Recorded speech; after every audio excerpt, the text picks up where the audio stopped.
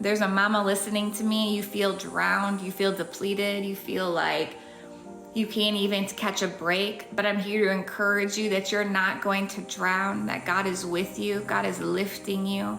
God is taking you out, because you're thinking that God has forgotten you. You're thinking that God has forsaken you. You're thinking that God has left you to drown, left you to burn. But right here, God's saying, I'm not doing that. I'm taking you through this. I am with you through this. Yes, you're gonna go through difficulties. Yes, you're gonna go through hardships, but I'm going to take you to the other side because I know what's best for you. This might feel uncomfortable. This might hurt, but I'm telling you, God is going to take you through the other side.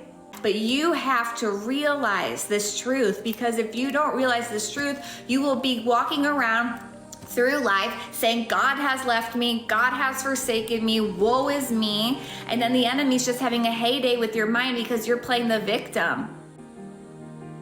But now that you know this truth, you can say, okay, even though I'm going through the most, even though I'm going through hardship, God is with me and I'm not gonna burn.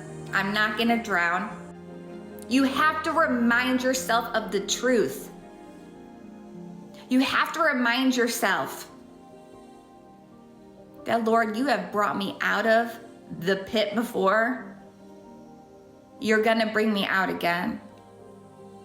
Father, even though I'm walking through the most right now, even though I'm walking through this hardship, I know you're gonna come through because you are faithful.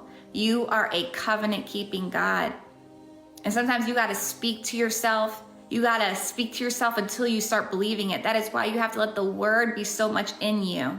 When the word of God is in you, it transforms you. And not only transforms you, it brings those strongholds that have been built and they start to become demolished.